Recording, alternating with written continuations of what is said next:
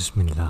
ایک ایسا سچا واقعہ جس کو پڑھنے سے بندے کا ایمان تازہ ہو جائے۔ عبداللہ طاہر جب خراسان کے گورنر تھے اور نیساپور اس کا دارالحکومت تھا، ایک لوہار شہر ہر رات سے نیساپور گیا اور چند دنوں تک وہاں کاروبار کیا، پھر اپنے اہل و عیال سے ملاقات کے لیے وطن لوٹنے کا ارادہ کیا اور رات کے پچھلے پہر سفر کرنا شروع کر دیا۔ انہی دنوں عبداللہ طاہر نے سپاہیوں کو حکم دے رکھا تھا کہ وہ شہر کے راستوں کو محفوظ بنائیں تاکہ کسی مسافر کو کوئی خطرہ لاحق نہ ہو۔ اتفاق ایسا ہوا کہ سپاہیوں نے اسی رات چند چوروں کو گرفتار کیا اور امیر خراسان کو اس کی خبر بھی پہنچا دی، لیکن اچانک ان میں سے ایک چور بھاگ گیا۔ اب یہ گھبرائے، اگر امیر کو معلوم ہو گیا کہ ایک چور بھاگ گیا ہے تو وہ ہمیں سزا دے گا۔ اتنے میں انہیں سفر کرتا ہوا یہ لوہار نظر آیا۔ انہوں نے اپنی جان بچانے کی خاطر اس بے گناہ شخص کو فوراً گرفتار کر لیا اور باقی چوروں کے ساتھ اسے بھی امیر کے سامنے پیش کر دیا۔ امیر خراسان نے سمجھا کہ یہ سب چوری کرتے ہوئے پکڑے گئے ہیں، اس لیے مزید کسی تفتیش و تحقیق کے بغیر سب کو قید کرنے کا حکم دے دیا۔ نیک سیرت لوہار سمجھ گیا کہ اب میرا معاملہ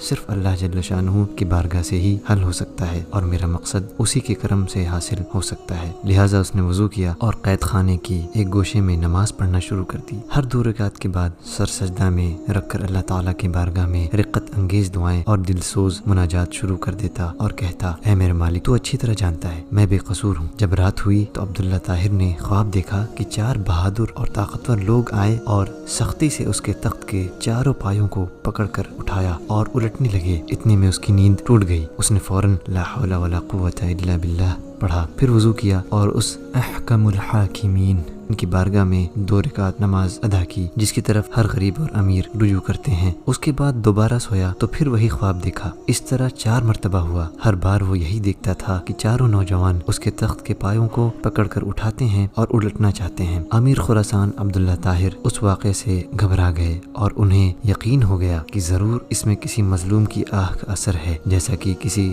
صاحب علم دانش نے کہا، لاکھوں تیر اور بھالے وہ کام نہیں کر سکتے جو کام ایک بڑھیا صبح کے وقت کر دیتی ہے۔ بارہا ایسا ہوا ہے کہ دشمنوں سے مردانہ اور مقابلہ کرنے اور انہیں شکست دینے والے بوڑھی عورتوں کی بد دعا سے تباہ و برباد ہو گئے۔ امیر خراسان نے رات ہی میں جیلر کو بلوایا اور اس سے پوچھا کہ بتاؤ، تمہارے علم میں کوئی مظلوم شخص جیل میں بند تو نہیں کر دیا گیا ہے؟ جیلر نے عرض کیا، میں یہ تو نہیں جانتا کہ مظلوم کون ہے، لیکن اتنی بات ضرور ہے کہ میں ایک شخص کو دیکھ رہا ہوں جو جیل میں نماز پڑھتا ہے اور رقت انگیز و دل سوز دعائیں کرتا ہے۔ امیر نے حکم دیا اسے فوراً حاضر کیا جائے۔ جب وہ شخص امیر کے سامنے حاضر ہوا تو امیر نے اس کے معاملے کی تحقیق کی۔ معلوم ہوا کہ وہ بے قصور ہے۔ امیر نے اس شخص سے معذرت کی اور کہا، آپ میرے ساتھ 3 کام کیجئے۔ نمبر 1، آپ مجھے معاف کر دیں۔ نمبر 2، میری طرف سے 1000 درہم قبول فرمائیے۔ نمبر 3، جب بھی آپ کو کسی قسم کی پریشانی درپیش ہو تو میرے پاس تشریف لائیے تاکہ میں آپ کی مدد کر سکوں۔ نیک سیرت لوہار نے کہا، آپ نے جو یہ فرمایا ہے کہ میں آپ کو معاف کر دوں تو میں نے آپ کو معاف کر دیا، اور آپ نے جو یہ فرمایا کہ 1000 درہم قبول کر لوں تو وہ بھی میں نے قبول کیا،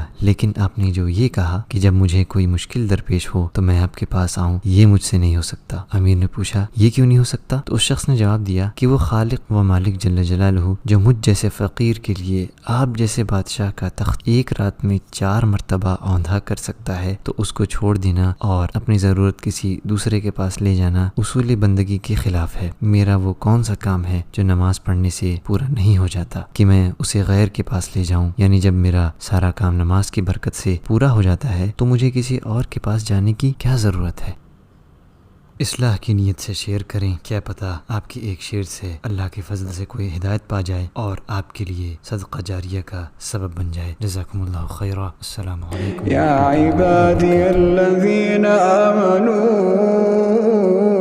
ان ارضی واسعة فإیایا فاعبدون کل نفس ذائقة